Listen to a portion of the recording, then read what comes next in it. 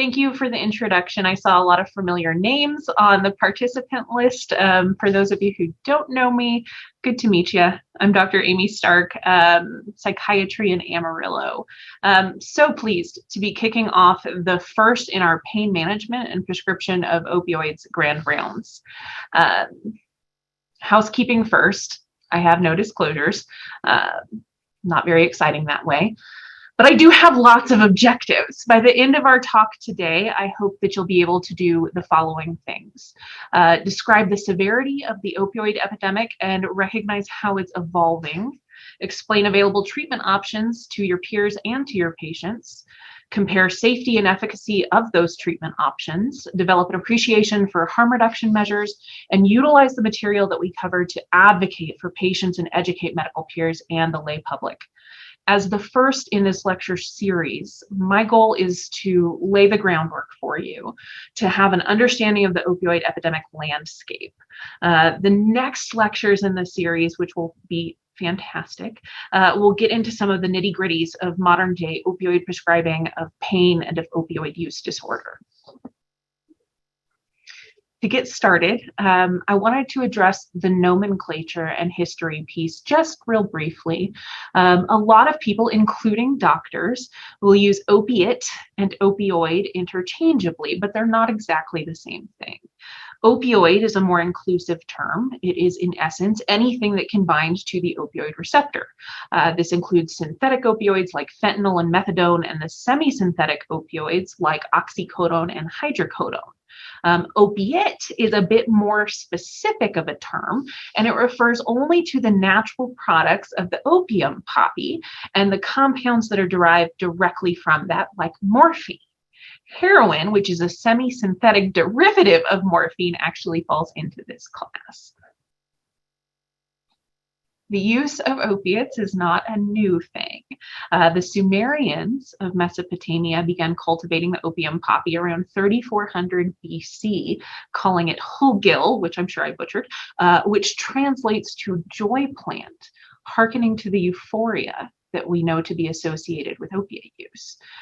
In the early 1800s, Friedrich Serturner, a German pharmacist, first isolated morphine. Then in 1874, Charles R.A. Wright, a researcher in chemistry and physics in London, was the first person to synthesize diacetylmorphine, which was then marketed widely to the public as an analgesic, as a cough suppressant, as a super way to get yourself off morphine if you had developed an addiction. And another name for diacetylmorphine is heroin. Since 1947, the landscape has changed a bit. We find ourselves amidst one of the deadliest epidemics in our history. So how did we get here? After we stopped using heroin to detox people from morphine, which was short-lived, by the way, most docs avoided using opioids in non-cancer pain because they were afraid. They were afraid of inducing addiction and other potential bad outcomes like death in their patients. Then in the 1980s, there were just a few specific papers that came out saying physicians were being overly cautious with their prescribing habits, and the fears about opioids were unfounded. In 1980, there was a publication of a one-paragraph letter in which the author stated that there were only 4 instances of addiction in a review of more than 11,000 cases of patients receiving at least one opioid prescription. Then in 86, Portnoy and Foley published a retrospective review showing addiction in only 2 of 38 patients treated with chronic opioid therapy, noting that both those patients had a prior history of substance misuse. This kind of opened the floodgates for a whole slew of people advocating for wider use of opioids for non-cancer pain. Proverbial nail in the coffin came in 1995 when Dr. James Campbell declared pain as the 5th vital sign in his presidential address to the American Pain Society. Dr. Campbell was a neurosurgeon. He was the director of the Pain Treatment Center at Johns Hopkins, so he was a credible source, to say the least. His words and views were widely adopted by medical societies and organizations, and in seeking better pain management, opioids became the new darling of the pain control world. In 2000, our friend JACO began including adequate management of pain as a requirement for accreditation. This resulted in more frequent prescribing of medications with less consideration of possible negative outcomes. This was bolstered by patients' increased awareness of the right to pain relief and some not so subtle or straightforward marketing by pharmaceutical companies. As would be expected, with the increase in availability of prescription opioids, misuse also spiked. It was estimated that 25 million Americans engaged in some kind of misuse of prescription opioids between 2002 and 2011. It took a little bit. It took a while into the 2000s before people began to notice this trend, the increase in availability leading to use and misuse of prescription opioids. But soon the unprecedented numbers of overdoses was obvious. And the news made its way to the major medical organizations, to the media, to individual physicians. Between 1999 and 2010, prescription opioid-related deaths rose every single year, essentially quadrupling in that time period. In 2010, the number of prescription opioid-related deaths was reported as 16,651 fatalities. Put into perspective, in that year, opioid analgesics contributed to more than twice as many deaths as heroin and cocaine combined. Thereafter, deaths related to prescription opioids began to level off. Unfortunately, we continued to see growth in the use of heroin and the number of heroin-related deaths. From 2010 to 2013, the heroin overdose death rate nearly tripled, with increase in overdose death rates seen in both genders across all ages, all geographic regions, and all ethnicities except for Native Americans. In 2019, we saw over 14,000 heroin-related overdose deaths. Fast forward to today. Has it gotten any better? It's not really a straightforward answer. According to the most recent 2020 set of data from NSDA, or the National Survey on Drug Use and Health, we are still seeing high levels of misuse of both heroin and prescription opioids. Although we are seeing lower levels of prescription opioid misuse in younger people. We saw a small increase in those 26 years or older, but a larger increase in heroin use in that same age group. And what about here at home in Texas? Sometimes we think that we're insulated from all of this, that we aren't seeing this at home, but we are. In the most recent vital statistics data from the CDC, we saw that in Texas, the rate of prescription opioid overdose deaths increased by 22.2% from 2019 to 2020. So this is at home. This is in our backyards. We continue to see that the most common source for the prescription opioids being misused is coming from friends or relatives. But of that supply, 83% of those friends or relatives were prescribed the medication by a single healthcare provider. Outside of that group, about 2/5 of people who misused prescription pain relievers obtained the substance from one of us, from a healthcare provider. But these prescription opioids are only part of the problem. Despite decreasing numbers of prescriptions, overdoses have continued to increase. Those of you who are in the trenches know exactly where I'm going with this. Provisional data from the CDC's National Center for Health Statistics show overdose deaths involving any kind of opioid increasing from 51,000 in 2019 to 70,000 in 2020 to 80,816 in 2021. The National Institute on Drug Abuse, or NIDA, stated that the increase between 2019 and 2020 was the highest number of overdose deaths ever recorded in a 12-month period, and the largest increase since at least 1999.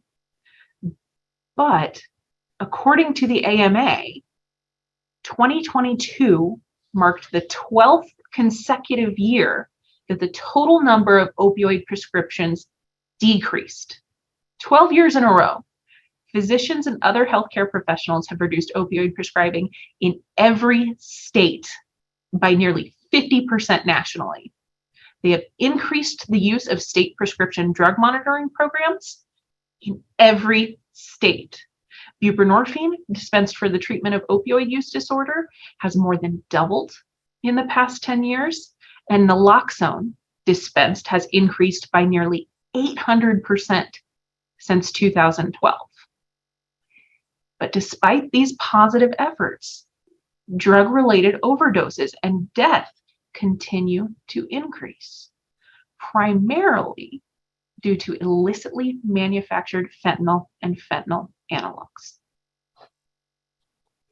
So let's talk about it. Let's talk about fentanyl. Fentanyl is a synthetic prescribed opioid medication, which is 50 to 100 times more potent than morphine. It can be made illegally and mixed into other drugs, most commonly heroin and cocaine, but also to make counterfeit prescription painkillers, pressed pills. Often it's mixed into these other substances unbeknownst to the user, putting them at increased risk for overdose and death. This is especially risky when it's cut into stimulants like methamphetamines or cocaine. Sometimes those users are opioid naive, and that makes for a very dangerous situation. All across the country, there are reports of fentanyl contamination in almost every illicitly available substance, even cannabis. What you see in the picture on this slide is a comparison between lethal doses of heroin and fentanyl. So it does not take much. A common question that I get is, why are traffickers cutting this into their product? And like many things in life, the answer is money. It's cheap and it's easy to illicitly manufacture fentanyl, which makes it cheap and easy to buy. Wholesale prices of fentanyl range from $2,000 to $4,000 per kilogram, and a kilogram can be used to manufacture hundreds of thousands of counterfeit pain pills. Depending on the local street value of pain pills, this can yield revenues of millions of dollars for traffickers. And it's not just fentanyl. This is where it gets tricky. There are fentanyl analogs out there, and the DEA has a hard time keeping up with each new iteration flooding the streets. And this is how the opioid crisis is evolving and becoming deadlier than ever. To give you just a quick recap, a bird's eye view of the timeline we just covered, you can see three distinct phases. Through the late 1990s, most of the overdoses were due to prescription opioids, and that continues to rise. But in 2010, we start to see a spike in deaths from heroin overdoses, with a steep increase over the next several years. In 2013, deaths from synthetic opioids, like illicitly manufactured fentanyl, start to have a meteoric rise. All together, nearly 500,000 people have died from overdoses involving any opioid, including prescription and illicit opioids, between 1999 and 2019. 500,000 people. Even with all the positive progress that we've made related to primary prevention, we need to continue to focus on these best practices. I know y'all are doing a great job with this. We're just going to review it because this is high yield stuff to continue to fight this fight.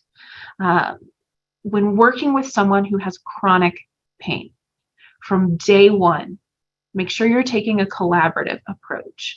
Work with your patient to establish treatment goals with every single one, including realistic goals, not just related to pain, but related to function. Not on a scale of 1 to 10, where do you want your pain to be? What would you do if your pain was better? What is your goal? Focus on function.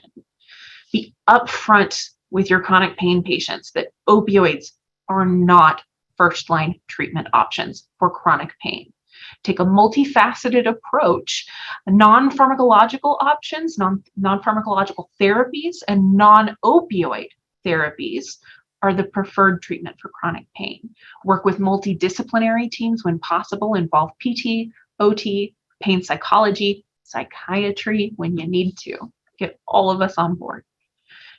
Make sure that you're doing a really good risk assessment when working with these people. Work to mitigate risks where you can.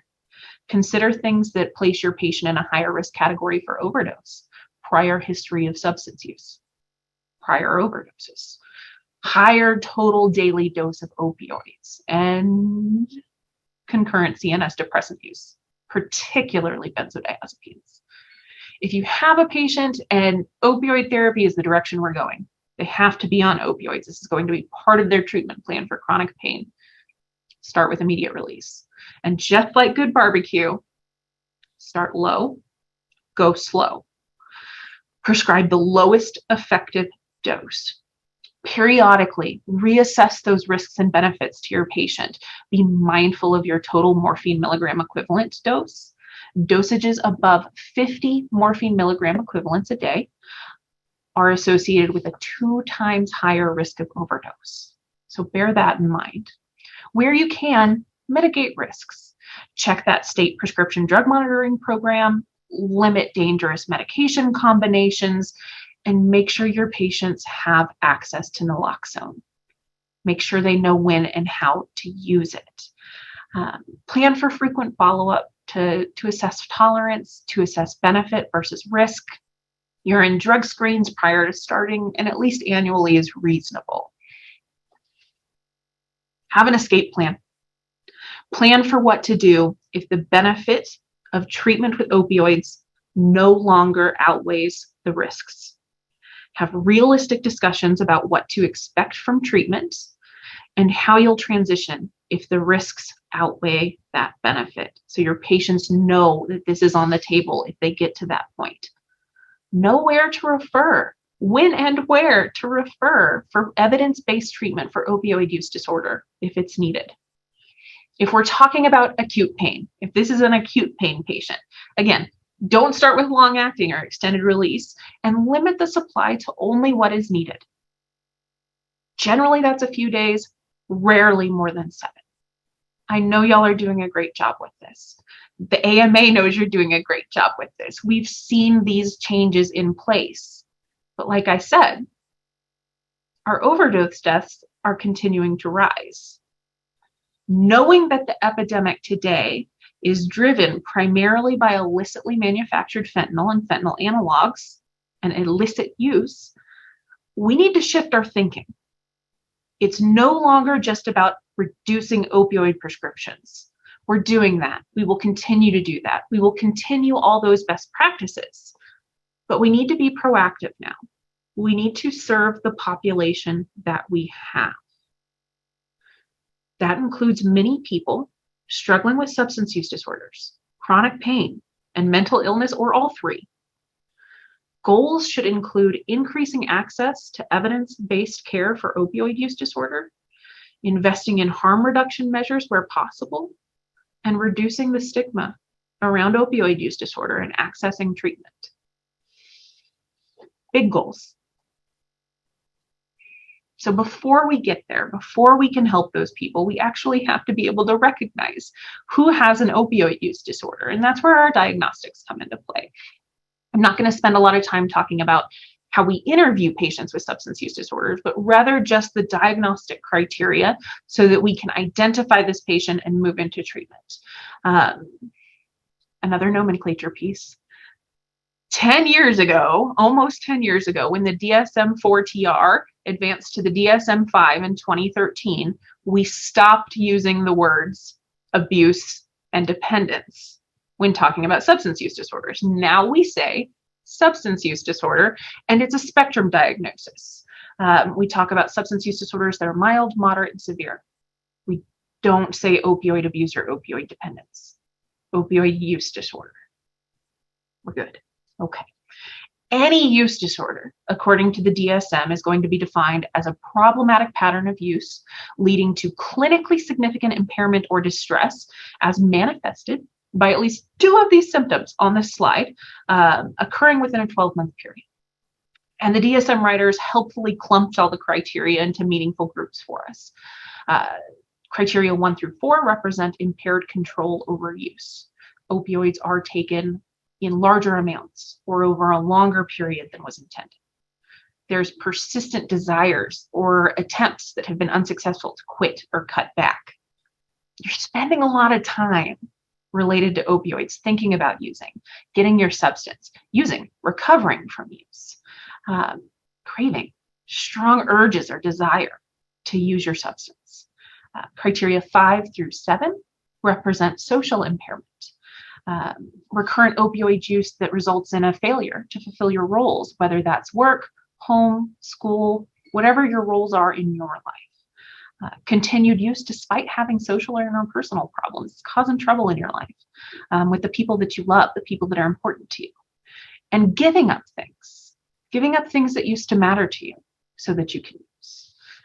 Criteria 8 and 9 represent risky use, using in situations where it's hazardous, sharing needles, passing out in a place where it's not safe to be passing out, continuing to use despite persistent physiological or psychological problems, recurrent bouts of cellulitis, worsening depression, but you continue to use.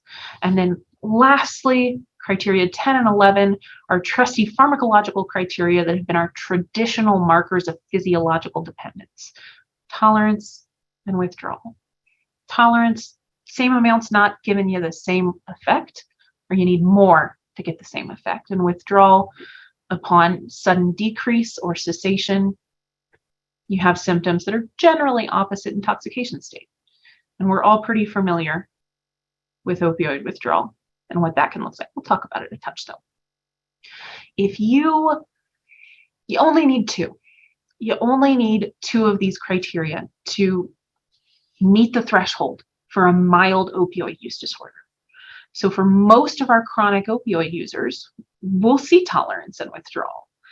If the use is impacting them negatively and they've developed impairment or distress related to their use, they have a use disorder. So then what do we do? We have a lot of different ways to approach treatment, but meeting a patient where they are and assessing their readiness for change is important. If this is a patient who's on prescription opioids, if this is a patient who's using IV heroin, you still have to meet them where they are. It doesn't matter. Talk to your patient, assess their goals. If they're not ready to quit using, take a harm reduction approach. Make sure that they've got that Narcan kit, that they know how to use it, that they keep medications secured if they've got little ones in the house. If they're an IV drug user, make sure that they know the importance of clean needles. Get testing for diseases that are spread hematogenously. Make sure that they have testing kits, that they can look for fentanyl in their substances. If you can get your IV drug user to switch from injecting to any other method, that's a harm reduction approach. Try and help people recognize that there's value in reducing harm, even if it's not quitting. If a patient is ready to consider treatment, to make changes, then we've got lots of options. But first you have to figure out what's the appropriate level of care. Does this person need to go to a residential treatment? Can they do an intensive outpatient? Can we do this in the outpatient setting? Lots of different things to take into consideration that can help us figure that out. ACCME, or the American Society on Addiction Medicine, has a whole method to this. They've grouped our risk factors that help us stratify where someone needs to go into 6 categories that they call dimensions.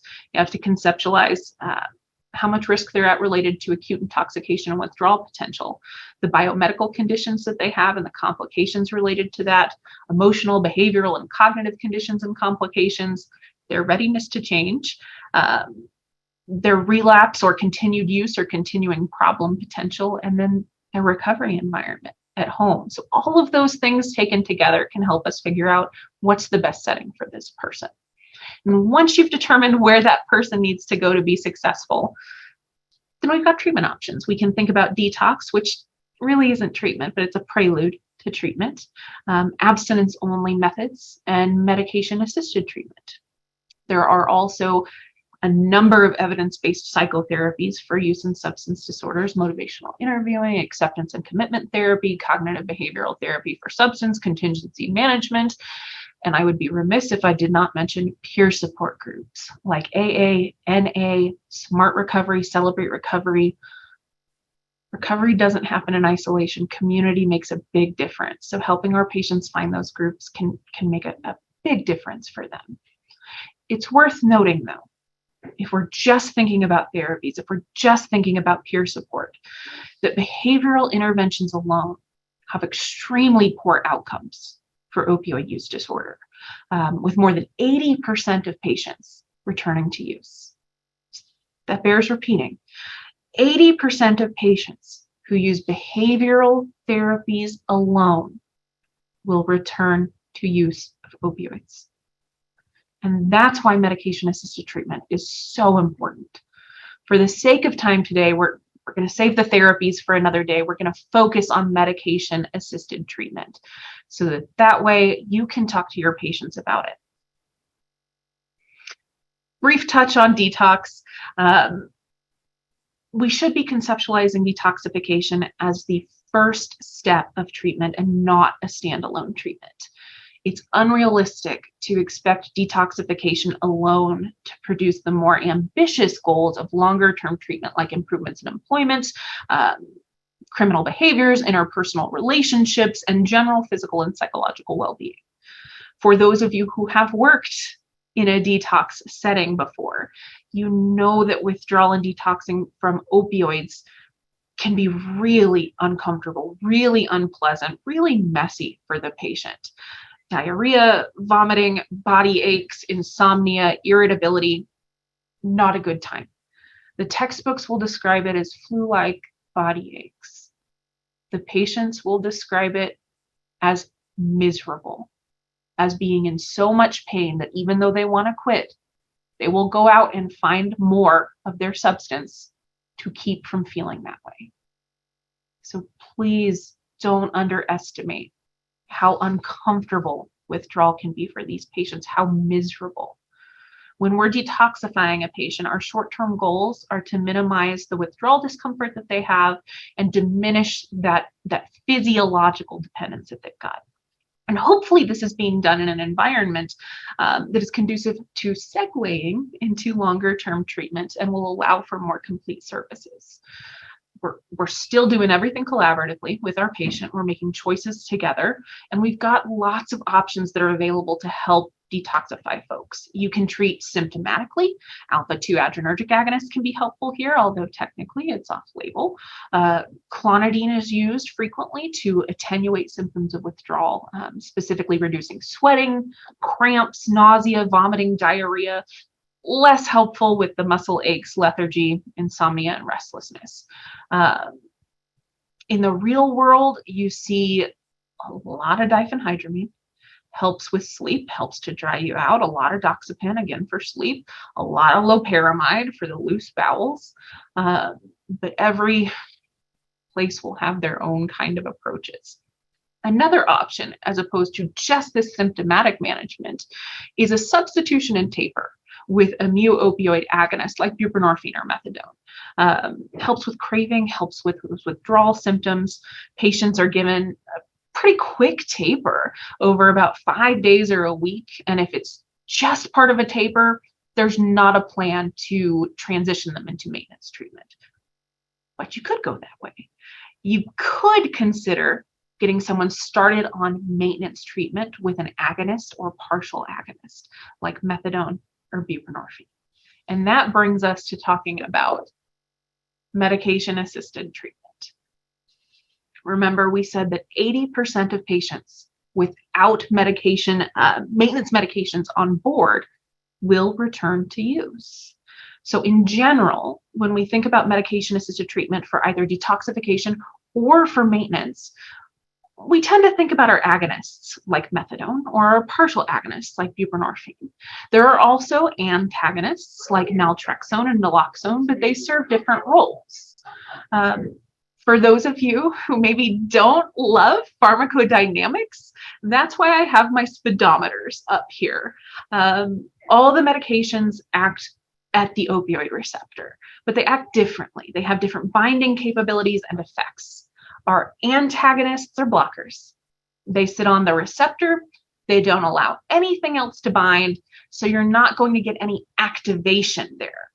But they sit super tight. So if you've got someone on one of those and they happen to use something else, typically not going to get to the receptor. On the opposite end of the spectrum, we have our full agonists. That includes some of our medication-assisted treatment options, like methadone, but also things like oxycodone, like Dilaudid, like heroin, are full agonists. They bind completely, they push the pedal to the metal, and you get full opioid effects. Analgesia, euphoria, sedation, respiratory depression, constipation, all of those things. These don't sit as tight on the receptor, though. They're more easily displaced by a partial agonist or an antagonist. That's why if you have a patient who has overdosed and you administer naloxone as a rescue drug, they will come out of that. The naloxone displaces the full agonist and precipitates withdrawal, waking the patient up. Your patient will be alive, but for those of you who work in that kind of a setting, you know they're probably not going to be very happy with you. In between those two, between our antagonists and our full agonists, we have our partial agonists, and this is where buprenorphine lives. Still binds at our opioid receptor, but you don't get all the same effects as a full agonist. Certain properties have a ceiling effect. They level off at moderate doses. You don't get as much of that euphoria. You don't get as much sedation or respiratory depression. This makes the partial agonists a bit safer. You can still overdose on them, just not as readily as with a full agonist. We're going to talk about each medication in a little bit more detail, starting with our full agonists, so that you can feel confident talking to your patients about what their options are. I just want you to be able to say, here are our options, okay? Starting with our full agonists. Oh, sorry. LAM, or levoalpha-acetyl-methadol. I would wager most of you have not used this in your career. For all intents and purposes, it's not really used anymore in the United States because of several deaths related to torsades. It was pulled completely from European markets in 2001. It's only used here in very severe cases that have shown no response to any of our other methods. So we're not going to spend any time here except to revel in this adorable limb. Methadone, on the other hand, is still widely used. If you're not familiar with it, some basic information about methadone. It's a long-acting racemic mixture, and it was the first medication approved for the treatment of heroin addiction. Methadone's ability to relieve withdrawal was noted as early as 1947, and within 2 years, it was the preferred medication for detoxification at the National Narcotics Hospital in Lexington, Kentucky. So a storied history. As an agonist, it binds to opioid receptors in our central nervous system, causing inhibition of ascending pain pathways, altering the perception of and response to pain. It's also been shown to have NMDA receptor antagonism. Although we generally think about methadone as being safe and effective, there are a number of side effects, drug-drug interactions, and black box warnings that can be scary to you and to your patients. So when I say a few drug-drug interactions, I actually mean a boatload. Use with concurrent cytochrome P450 inhibitors at 3A4, 2B6, 2C19, 2C9, and 2D6 may result in an increase in methadone plasma concentrations, which could potentially cause fatal respiratory depression. On the opposite side of that coin, if you discontinue inducers at 3A4, 2B6, 2C19, or 2C9 that also can result in an increase in plasma methadone concentrations. So you need to be careful with your patients who are already on a lot of medications. You'd want to be mindful about that. There are black box warnings related to respiratory depression, especially when combined with other CNS depressants. A black box warning about QT interval prolongation and neonatal abstinence syndrome. This is a highly regulated medication. This isn't something that you can just prescribe out of your office for opioid use disorder. It has to be administered from a special clinic. And this can be a pro or a con, depending on the patient. If you live in a big city and your methadone clinic or your opioid treatment program is on one side of town and you're trying to get to your job on the other side of town in the morning, that can be challenging.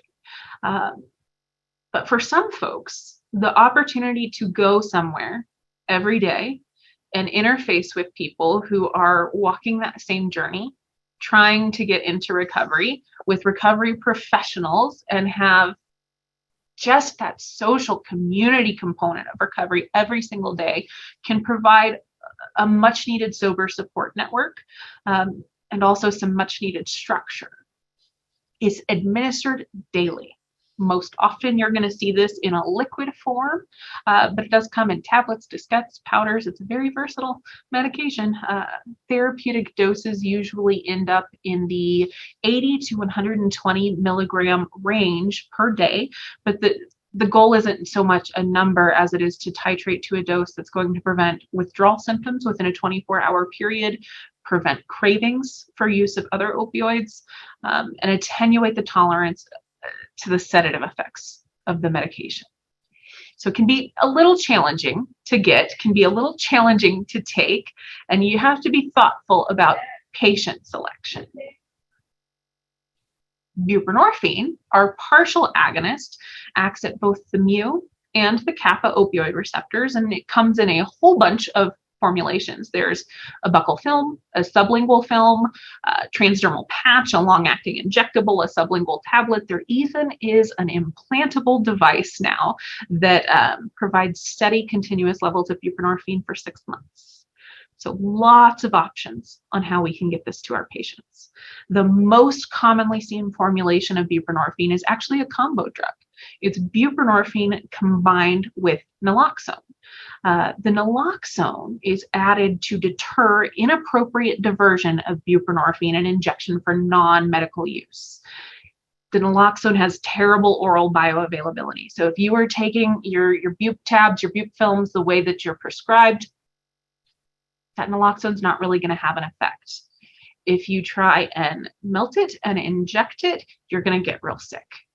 So that's what we mean when we say it's added to deter non-medical use. Really, the only time you see the buprenorphine used without the naloxone component is in those who have proven adverse reactions to the naloxone. It is worth noting that the mono product buprenorphine has recently been the opioid with the highest percentage of users acknowledging misuse of the medication. Because this is a partial and not a full agonist, it occupies the receptor without all of those full opioid effects. Namely, we don't see as much in the way of strong feelings of euphoria or that really significant deadly respiratory depression. There's also a ceiling effect where some of those opioid effects level off even with further increases in doses once you've reached moderate dosing. Moreover, because it has a higher affinity for the opioid receptor than our full agonists, it can displace them and precipitate withdrawal. So we have to be intentional in when and how we start this medication. Our patients need to already be in mild or moderate withdrawal before starting on buprenorphine, or else you will get them into moderate or severe withdrawal. What I tell my patients before I do a buprenorphine induction is I want you uncomfortable. I don't want you sick. I want you a little nauseated. You don't need to be hugging the toilet. You need to be uncomfortable. And at that point, when you take buprenorphine, that should provide relief of those symptoms rather than precipitating further withdrawal. The high affinity for this receptor is also why we see less concurrent illicit use in the patients who are taking buprenorphine as compared to like a methadone. If patients do happen to use other opioids while they're taking buprenorphine, a lot of that's not going to be able to get to the level of the receptor. They're not going to get a high, and they learn, oh, okay, maybe this isn't the best path forward for me. Unlike methadone, it doesn't have to be dispensed from a special clinic. It can be prescribed by outpatient psychiatrists, by family medicine docs, by internists, by pediatricians, by OB-GYNs, by EM docs. If I left you off the list, you can prescribe buprenorphine. You can do it. I believe in you. And there have been some changes to the people who can prescribe buprenorphine and how we do that. Previously, physicians who were wanting to provide buprenorphine to their opioid use disorder patients had to go through special training to get waivered, and then they could apply and pay for a DEAX license. However, in 2021, so just last year, the Health and Human Services Department issued new practice guidelines for the administration of buprenorphine for treating opioid use disorder. And this is really, really good news. They said you don't have to jump through as many of those hoops to be able to do this. They decreased the barriers to be able to access evidence-based care. Now, as a physician, if you intend to treat fewer than 30 patients with buprenorphine, you don't have to jump through as many of these hoops. You don't have to do that additional training, which was only 8 hours to start with, but you don't have to do it anymore. You can prescribe buprenorphine to your patients. If you are a nurse prac or a PA, you still have to do the additional training, but our physicians do not. If you are going to be treating more than 30 patients as a physician, you have to do the additional training still. It's good training, though, generally. If you're looking to start providing medication-assisted treatment to your patients with buprenorphine, and you think you want to treat more than 30 patients, you're sitting in this lecture and you're saying, man, this is my patient population, I need to do this. There are resources out there to help get you started. One of my favorites is Providers Clinical Support System, or PCSS. It's a program funded by SAMHSA, created in response to the opioid overdose epidemic to train specifically primary care providers in the evidence-based prevention and treatment of opioid use disorder. Again, geared specifically towards our primary care folks who want to do this. Lots of different options to access this training, several different formats at no cost to you.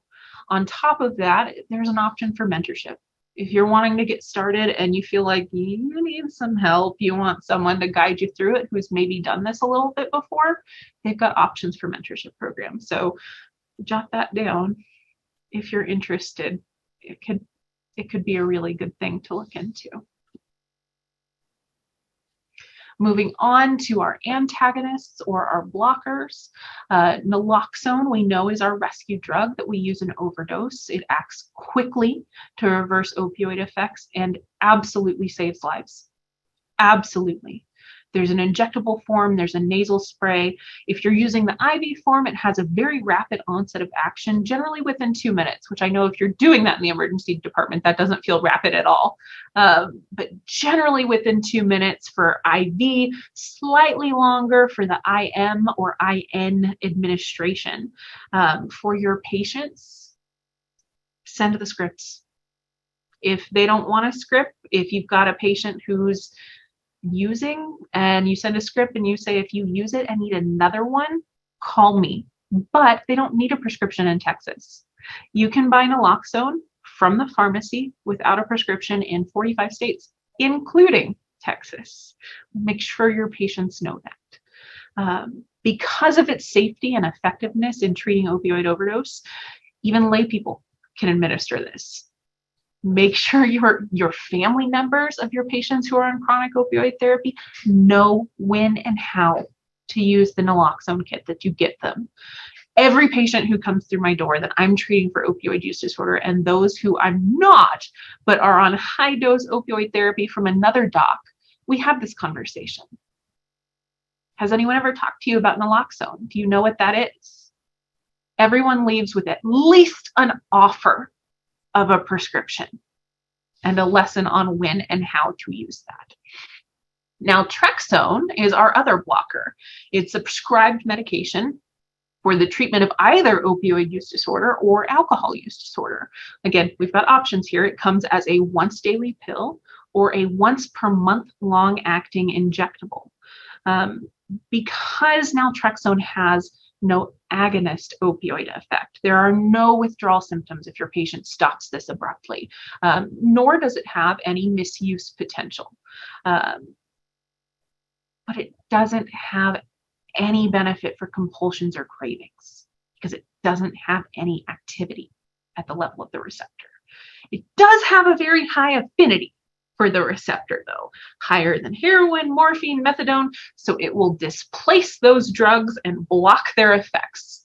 So again, if your patient is actively taking opioids, illicit prescribed, you want to be intentional with when you start this medication. Before starting naltrexone, if your patient is on short-acting opioids, they would need to be abstinent for about a week.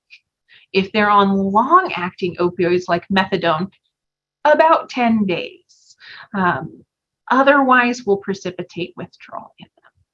But it's important to note, using naltrexone as opposed to a full agonist or a partial agonist, like methadone and buprenorphine respectively, we do see higher return to use, higher relapse. We see higher attrition rates as compared to our medication-assisted treatment options that do have activity, the methadone, the buprenorphine. So this is a good option. It's not the only option, and for our folks who are really struggling with craving, it may not be the best option. So, in summary, we find ourselves in particularly scary times where almost 200 people die every day from an opioid overdose. We're a nation in crisis in a lot of different ways, but specifically related to opioids today. But we're also in a very unique position to help our patients. We have more tools and a better understanding of addiction medicine than we've ever had before. The epidemic has evolved, and we need to evolve with it. We need to be able to treat the patients who are now dealing with an opioid use disorder with compassion, by increasing access to evidence-based care. And what the evidence manifestly shows us is that opioid use disorder patients do better when they are on a maintenance medication like methadone and buprenorphine. So we have to get to a point where we're better able to offer this to our patients. We've increased availability and we've decreased stigma by getting our patients who have opioid use disorder on these medications. It enables them to engage more fully in the other facets of treatment and ultimately re-engage with what's most important to them in their lives. Our goals, again, increase access for medication-assisted treatment, continue to educate our colleagues and the public about opioid safety, employ harm reduction strategies whenever, wherever possible, and continue to debunk the stigma around substance use disorders. I'm really, really excited about this Grand Round series, and I'm so glad that y'all came and sat through my talk today and my occasional soapboxing, because moving forward, you're the ones who will be bringing about real change for these patients. So thank you so much for your time.